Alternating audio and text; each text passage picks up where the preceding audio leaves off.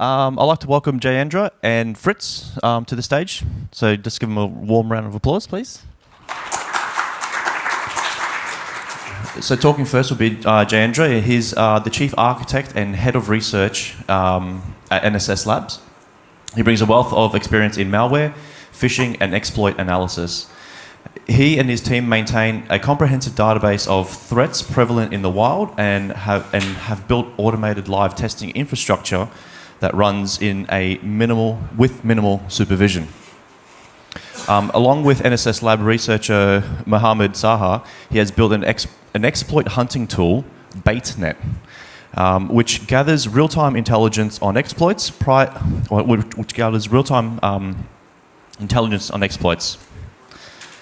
And Fritz, he's a senior machine learning engineer at NSS Labs. He has been in the security industry for more than 5 years and published numerous papers on formal concept analysis, machine learning, pattern matching, and knowledge discovery in databases. He is an inventor of various USPTO registered patents and is also in advanced analytics. Cool. So, without further ado, let's get started. So thank you so much for having us here. I mean, this is the first time we have come to Australia, and thank you so much for the hospitality and giving us the opportunity to present a paper on our threat hunting. So like I said earlier, I'm Jayendra. I run offensive security research at NSS Labs, and my colleague Fritz Venter, he's a data science expert, and he runs the data science team at NSS Labs. So in today's threat environment, there are a lot of organizations that are constantly bombarded by a lot of different actors, right? Malware actors with the purpose of spreading mass malware, and there will be some APTs kind of attacker that tries to get in the system. So threat hunting has become more of a newish kind of field, so that you can adjust your security posture based upon what the attackers are thinking. So it's essentially at the end of the day trying to find a needle at the haystack, right? So attackers have different motives and different ways of getting in the system, and trying to get the modus operandi of the attacker using threat hunting is really challenging, right? So most of the things that we have done in the past, there are a lot of threat hunting still that are available in the market, and it comes with the inherent flaws. It's extremely difficult to properly do threat hunting using commercial tools, and on top of that, if you want to build some open source solutions, it's quite tricky to scale this thing out. So I have divided the presentation in two parts. The first set of presentation, I'll be talking through some of the inherent problems the threat hunting tool as it exists in the market today, and what are those things. I'll be going with those with the pain points for the threat hunting tool that are currently available either commercially or through open source tool. So that's the first part of the presentation that I will have. And the second part of the presentation will be how do we address those kind of gaps on the tools that exist in the market today, and how do we better create those things in-house so that it can be scaled to fit the organization needs. So that will be something that will be that will be going through the architecture and what are the best practices to actually build those kind of tool in-house. So that will be presented by Fritz. So anyway, so hunting. So if you look at the Oxford Dictionary, hunting means you are searching determinedly for someone or something, right? So in today's context of threat hunting is more about proactive and iterative approach to detecting threats. So it falls under the active defense category because it is performed mainly by the human analysts. There are tools that exist to do the log aggregation. There are tools that can be utilized to better parse the structured data, but at the end of the day, it always requires a human analyst to go through the data that has been collected and come up with some predictable solutions, right? So that's threat hunting. So what are the prerequisites for the threat hunting, right? So the most important prerequisites for threat hunting are three. Knowing the enemy. So if you're hunting something on the wild, right, you have to understand the motivation of the enemy. Is the motivation of the enemy purely determined by the financial gains, like mass malware campaigns, or the guys that are spreading exploits around the world using malvertisement, or you are looking for somebody like APTs kind of attacker who are predetermined, who always have a selected, predetermined modus operandi so that they can be going after a selected target using any kind of tools that are available on the market. So that is the most important thing that threat hunting, any threat hunter should be looking at. And the second thing that that also involves is knowing the tools, right? Knowing the tools meaning that I need to aggregate a lot of different logs coming from my endpoint agents, from my network appliances, firewalls, web application firewalls, this and that, right? So at the end of the day, all these logs that are created, it has to be aggregated at a central depot so that you can effectively use those logs to determine if something is good or bad, right? There are a lot of commercially available tools out there. There are a lot of SIEMs out there, but at the same time, those SIEMs or the tools that are commercially available may not be that well because of the cost implication as well as the scaling issue, right? And the third important part of threat hunting is knowing the network, right? The most important thing about threat hunting is you need to understand what the attacker is doing inside a network, right? And it also gives you the advantage that the attacker is not that well on understanding in terms of how your network works. You are the best one who is better suited at knowing the entirety of the network. So you can use that as an advantage to actually hunt the enemy. So today's problems. So today's problems with the threat hunting tools are aggregating logs. That's the most important thing that we can find at this point in time. Second thing is real-time monitoring. Real-time monitoring is looking at the health of the system, trying to make sure that it is properly backed up, it has proper memory allocation, CPU is running fine, there are no spikes, right? There are no bottlenecks. Third one is intelligent fast search. As soon as you have the log aggregated and you have the parser to actually extract the structured data, you should be able to perform the fast search on using different kind of analytical tools. The fourth part about today's problems with the log aggregation tool is the log formats itself, right? So there are a lot of tools that are commercially available that have different kind of log formats. Some people use syslog, some use CSV, some use APIs, some even use PDFs too, right? Having those different disparate log formats is extremely difficult to be parsed and inserted into a centralized repo. The other one is using of antiquated tools to actually do the threat hunting, right? So at the end of the day, I mean, once you aggregate the log and you get the structured data, you still need to run your own analysis. So some of the people prefer using CAT, or grep, right? All these kind of tools that are freely available to actually do some parsing on the data. And once you go into the direction and once you have the data that is worth gigabytes and terabytes, I mean, you could just go and grab a coffee and come back next day and probably you'll hope that something has happened. So it's pretty cumbersome. And the last one is about the cost, right? I mean, there are tools like Splunk that exist on the market today which are really, really good, but at the end of the day, the cost is extremely high. So then you have to make a determination in terms of should I start having those commercially available tools and keep on adding cost so that I scale this thing out, or should I build my own set of tools that can be used to perform intelligent fast search to scale things out so that it can better suit my organization's needs. So those are the factors that should be considered while building any kind of threat hunting tool in-house. And these are the today's problems that these threat hunting tools have in the market today. Okay. Now let's talk about aggregating logs. So logs are great, right? I mean, every product in the market these days generate tons of logs, right? So what do I do with it, right? It has to aggregate it somewhere in a centralized repo, right? So once I have all those logs aggregated in a central repo using any tools like Splunk or Elasticsearch, Cassandra, or whatever that tool is, right? I still need to build log parsers to actually extract the meaningful structured data, right? So structured data can only be generated well using log parsers. So your log parsers should be really good enough to actually mine this data and insert into any kind of log aggregation tool.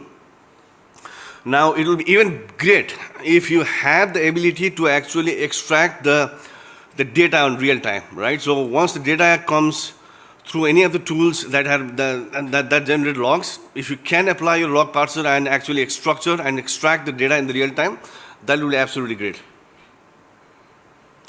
Second thing is about real-time monitoring, right? So I got the logs, I have the ability to parse the data, I have the ability to get the structured data, I have all these amazing things at my hand, but how do we know if the system is running well? So you need to have real-time monitoring, right? So you should have the visibility in terms of looking at how the system is operating, right? Memory spikes, CPU spikes, whether or not the log data are streaming in real time at a predefined interval or not. So having a centralized dashboard that does all those real-time monitoring, it will absolutely help. Third thing is about intelligent fast search. So I have the data, I have the parser, everything is structured properly. Now, what do I need to do? I need to do the sourcing of the data, right? So it will be absolutely awesome if the aggregation tool can treat data as a code, right? So if the data is treated as a code, then you can apply a whole bunch of regexes, a whole bunch of structured queries to actually do intelligent fast search. Now it will be even awesome if you can define a conceptual schema and then index the data based upon your needs, right? And then execute semantically meaningful searches so that you can get fast and efficient intelligent fast search as part of the environment. Like I spoke earlier, log formats. Log formats are really painful, right? So I hope that every vendor in the planet has a standard syslog or whatever that format is so that the data can be aggregated and parsed, but that's not the reality in the market today, right? Some vendors support syslog, some better support APIs, some even have PDF, right? So it's difficult to get those data. So that is one pain point whenever you are talking about log formats. The other pain point is the way the data has been represented by some of the vendors, right? So the attack severity of, let's say, medium by Trend Micro means something else as opposed to attack severity of medium by Palo Alto. Those are not the same, right? So again, if there is a good standard that can be applied in this kind of things, then again, log sourcing, log aggregation, like intelligent fast search will be absolutely helpful in terms of organization need. The other problem with the current solution that we have, like I spoke earlier, was regarding use of antiquated tools like CAT, regexes, right? The pretty stupid regexes still, right? So whenever we're talking about millions of gigabytes or terabytes worth of data, right? At that point of time, and if you start using these kind of tools, then your fast searches or your indexes are never built well, and you will never be able to get to the hunting that you are supposed to do.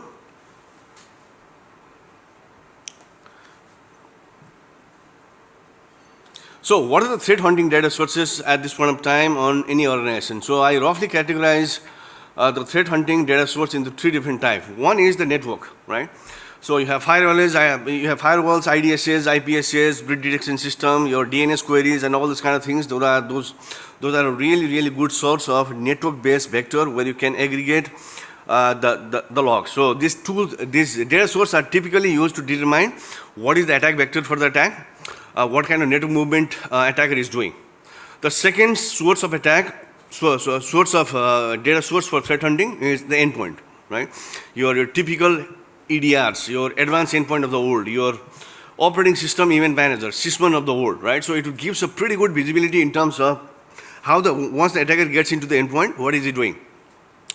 What kind of malware artifacts are dropped in the environment? What are the platform vulnerabilities that are tied to the operating system? Once you have that kind of data, it will be even better for you to correlate those different data sources together, and then you can actually go and hunt something out. The third one that is really important is threat intel too. So threat intel by definition doesn't give you the ability to predict the attack in the future. It gives you the information about the patient zero attack that has already happened. Maybe there was a command and control server that is being utilized by an active attacker at some point of time, and that CNC infrastructure again popped up, right? So that can be used to actually correlate the information between the network endpoint and the modus operandi of the attacker. So once you have all these three different data sources, then you should be able to effectively go and hunt the enemy. So threat hunting IOCs, right? So there are different things that logs generate. A lot of noises, right? So you should be able to filter out signal from the noise. So what are the typical threat hunting indicator of attack that any threat analyst or any threat hunting guy should be looking at? It could be network traffic that is typically denied by your firewall or IPSs, right? Unusual DNS requests. Any sign of DDoS activity, if there is a spike on the traffic at one of your applications, that could very well signify that some adversary is actually trying to DOS your app. Any kind of suspicious registry activity or file system changes on the endpoint itself, right? Large number of requests for the same file. Red flags. If there is a brute force attack happening, then there might be a lot of failures inside the on the endpoint itself. Right? Unusual activity with privileged account. Less privileged user trying to access a file server that is only that only has a privilege to be granted towards admin user. So at that point of time, it might very well signify that somebody is actually trying to look for something that he shouldn't be looking at. Right? The domains, obvious bad domains, obvious bad URLs, right? File names, right? File hashes, mismatched port application traffic, right? So all these kind of things. So all these kind of things can be utilized to actually do a better threat hunting. So I'll leave it to my colleague Fritz to for the second half of the presentation, where we will be actually talking about what are the different criteria that we actually use to build a scalable infrastructure as well as architecture, so that any organization that doesn't want to use commercial solution or the solution that exists in the market today, so this architecture can be actually applied towards that goal. So, Fritz. Right. Okay, thank you, Jay. I'm Fritz Venter. As introduced, I do all things data in the company. So the first thing I'm going to share with you is this slide here that it gives us a sort of a kind of a more of a delineation of the different phases of threat hunting missions. So I broke it into the standard old phases of plan, build, and run. So plan is firstly understand the logs that you want to ingest and process, and what attack steps are you actually going to monitor? Are you going to just look at the initial attack step? Are you going to look at all the callbacks? Are you going to look at the first callback? Are you going to look at other CNC operations afterwards, whatever you want to look at? And then the build phases are where you actually define how you're going to use, how you're going to extract information out of the logs, and how you're going to do so-called log sample correlation. And then the run phase, how does all of this run efficiently? We're targeting in the order of millions of messages per second. And that is at commercial product rates. So we can achieve that. I'll show you some results later.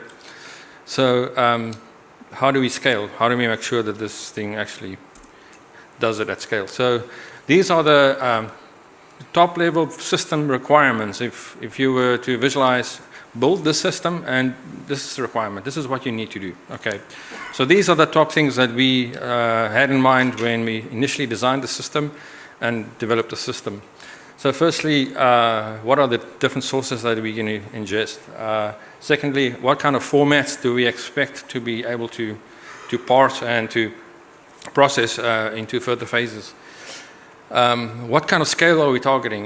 We know that we're probably facing massive amounts of messages, and we need to, if we can, process as they happen. So not post-mortem dump everything into one big database and then parse it after that and then figure out what happened. Try and get it done as soon as the message is generated.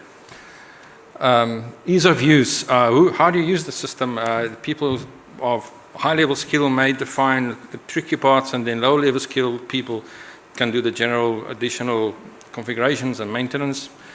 And then integration, how do we integrate from the source side and how do we integrate from the other side, the systems that will be using the outputs of this system. And Jay has referred to the cost. How can we make it as cost-effective as possible? And principle of open source has been applied for that.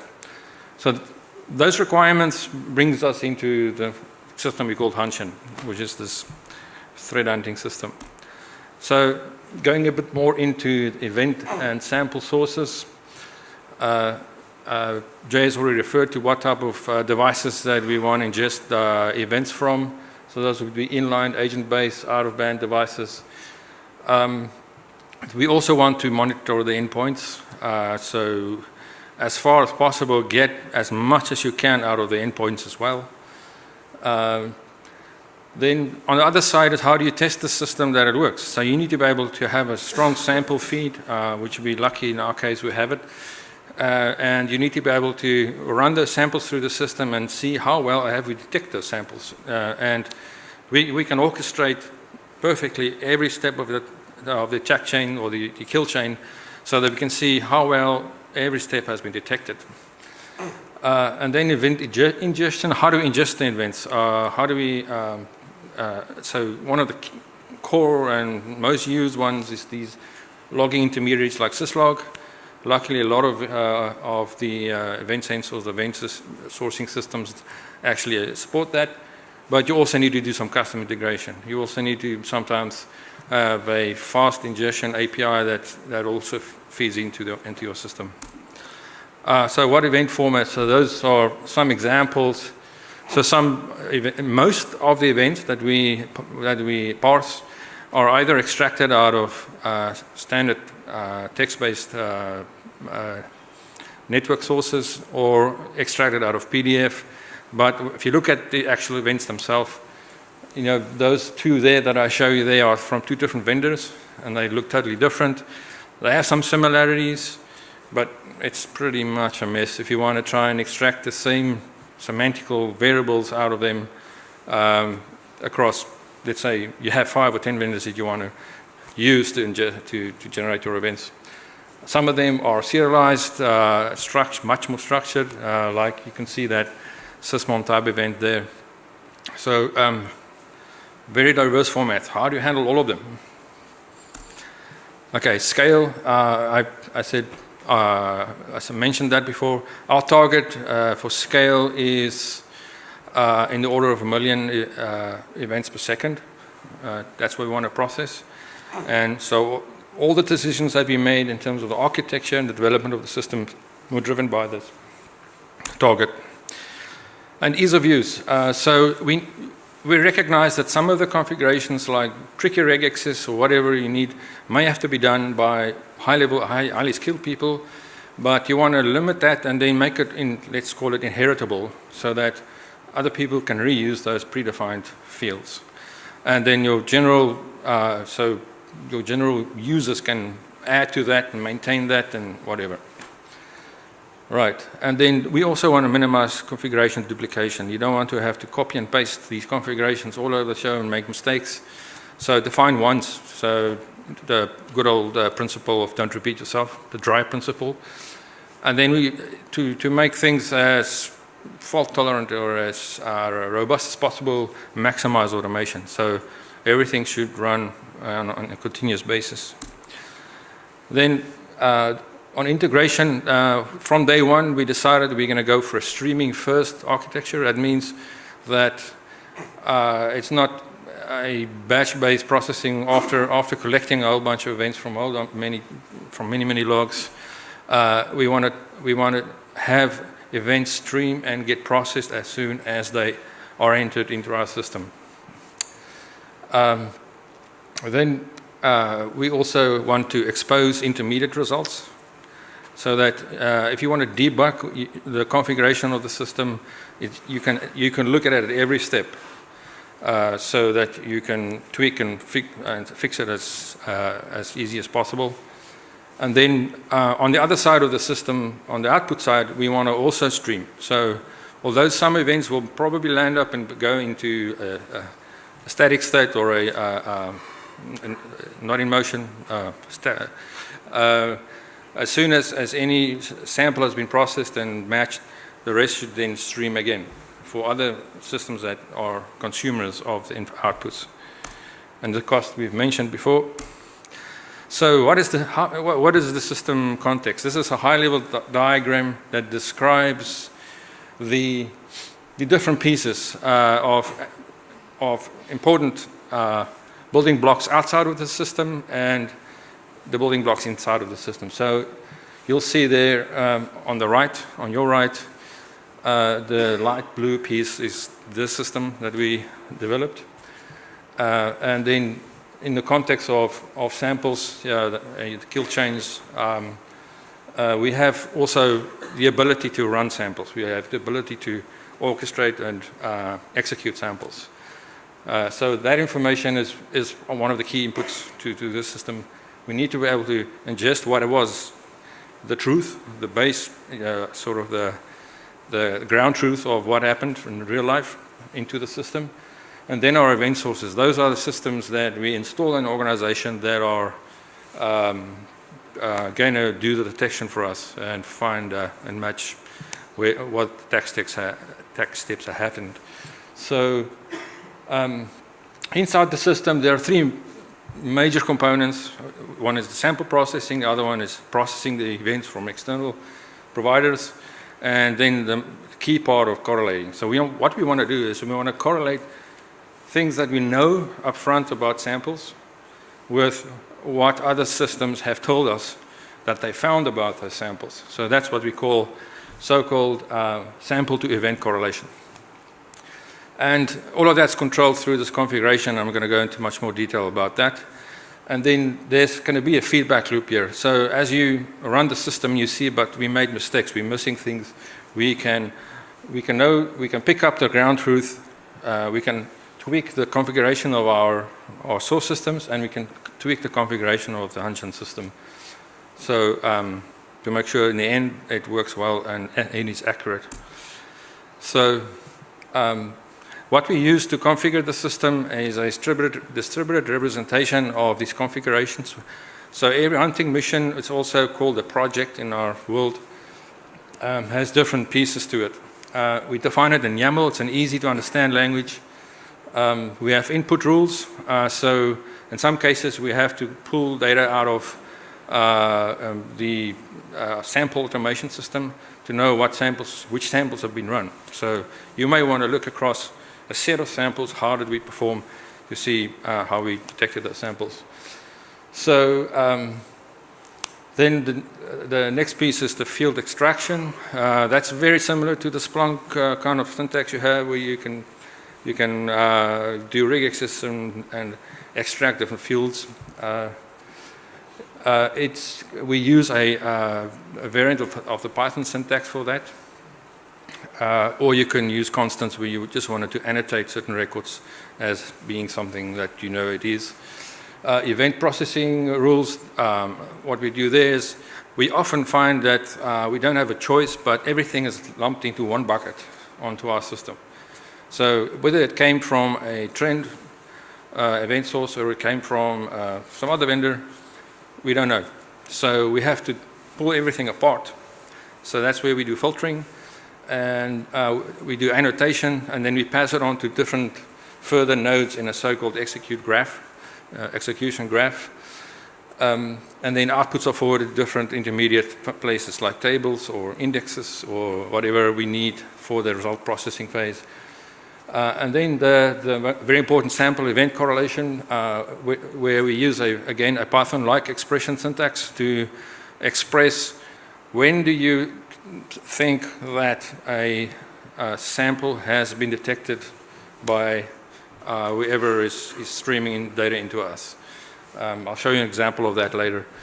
Then all of this is managed through a central configuration control environment so that you can make sure you keep track of everything.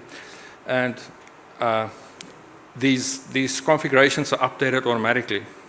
So as you change it, all the different workers that run in the system, because it has to scale out quite wide, can pick it up and know that they have to refresh themselves.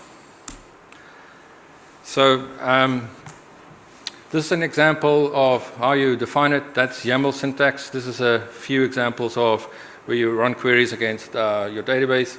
At the bottom, we also have ways to extract traffic information. So if you want to look at callbacks, for instance, to match every single callback that a sample has actually made and to see whether we have detected every single one of those callbacks, we need to extract it out of traffic files. So next piece of you'll see is often regular expressions, but we also have a concept called helper functions, where if it's a very unknown if it's a known format, there's helper functions. So let's say vendor X has got a certain format. We provide it up front so the user doesn't have to think about regexes. You can see also the inheritance capability of YAML, so that little two left less than signs, you can bring in generic fields so you don't have to redefine them. And then the actual topic rules. The reason why we use the word topic is we use Kafka as the core of the messaging platform, which gives us an enormous amount of scale. So for every one of the so-called topics that is available in the system, you have rules. So that expression there would be to only pick the specific vendor or specific source systems events so that you can process them accordingly. And then you can define outputs for that, so you can send it into an in-memory data frame, so you can visualize it on the tool, or you can send it off to an intermediate table, or we sometimes send it out to Elasticsearch indexes for further debugging. Okay, so the output rules, the most important piece here is those two. So there's a thing there called correlation definitions, and there's one called breach, and after that called callback. So in this example, we have two attack steps that we're modeling. And that expression there gives us a way to match up the known information about the sample with what we've extracted from the actual events that came through from the vendors. And then the callback, there's another example. You can see also there's some syntactic sugar added to the Python syntax. So if, for instance, if you want to read from a lookup file, there's a CSV keyword. If you want to look at the timing of a previous event to make sure you only get events after the previous event. So those are examples of the syntactic sugar. This is the major things that happen. I see my time is almost up. 5, okay. These are the major activities that happen at 3 different phases. Firstly, we source events, then we prepare them, and then we prepare the results. Very logical, simple idea. And you can see what kind of inputs go in and what outputs are generated from every phase. And I'm not going to go into too much detail with that. So this diagram over here shows some of the active components that we use that are open source based. So we have a pointer here. Yeah. So if you look at sample input processing, the double boundary for that block means that is scaled out. So we have multiple instances of that running. And then the event processing, that's the one that does the extractions from the fields. That one is also scaled out. And then you'll see topics over there. That's the Kafka environment that is a multi-broker, multi-partition environment to make it extremely scalable, almost horizontally scalable. And you'll see in the middle there 3 intermediate formats that we use. We use Cassandra because of its massive write capacity. We cannot write data fast enough for Cassandra to fail. It is amazing how fast it can handle that. So you can see how we try to provide the infrastructure that will scale as much as we possibly can. And then on the output side, the result processing, that is going through a staged environment. And we also have specific topics related to the outputs that you can subscribe to as a consumer, as an external party that wants to consume what the system has done or the results that was achieved for any sample, whatever, or set of samples. And the way that we scale the internal side of things, you can see the input worker, event worker, result worker, matching exactly those 3 different phases that I've given you. Those are scaled out using infrastructure as code as infrastructure, I think. A tool called Nomad, very similar to Kubernetes. So we Dockerized and microserviced everything. And we can scale out the workers as far as possible, as needed, to be able to handle the load that we're going to throw at the system. So those core rules that I defined before, a subset of those are handled by the input worker, and another subset of those are handled by the event worker, and finally the output rules by the result worker. and they are dedicated to those rules, and they process them at a very high rate. Some results that we've achieved. We have achieved more than in the order of 400,000 events per second, but theoretically we know we can achieve more than 1 million per second. The system is actively used today by our staff, and they are as average skilled staff, and they find it easy to use. It works pretty well for us, for our purposes. So finally,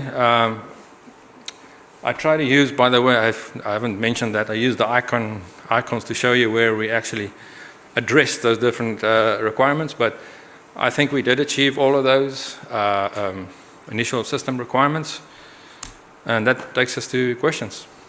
Thank you. Alrighty, thank you very much. Oh, sorry. Can we have a round of applause, please? Thanks a lot, Jane Fritz. I didn't see any questions pop up on via the app, so if there are any questions on the floor, if you're just not using the app, that's fine. Does anyone have any questions at all? Oh, fantastic.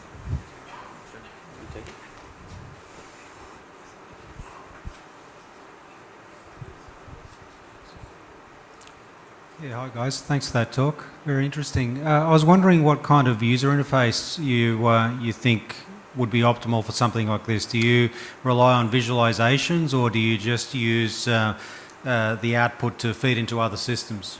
So it really depends. So the system can be utilized by any skilled IT worker. It doesn't necessarily mean that a person has to be really good at threat analysis or malware research or those kind of things, right? So, and every skilled user can actually go and build the hunting mission. In terms of actually consuming the data and in terms of actually correlating the data, I mean, the best option that we found out at this point of time is actually visualizing the things, right? So it kind of relates to people rather than having a bit of a complex reg access that is tied to a threat hunting mission. If you have some buttons or some visualization capability, I mean, it will be much more easier for people to understand and actually go and seek those missions. Can I also add to that? Yeah. We're also using an open source tool called IPython Notebook. I don't know if anybody knows that. You would have seen one of the outputs would be a data frame. So in the development phase, when you're building your rules, you can visualize actually what has the system detected, not using so-called pandas data frames, and it's very easy to visualize on that tool. That is an interim phase for us. I think in the future we are probably going to add a very nice management console. You would have seen it in one of the slides, but that's a future phase. We're going to build a very, much more, graphical front end to it. Thank you. Were there any other questions from the floor? All right, Jane Fritz, everyone. Thank you.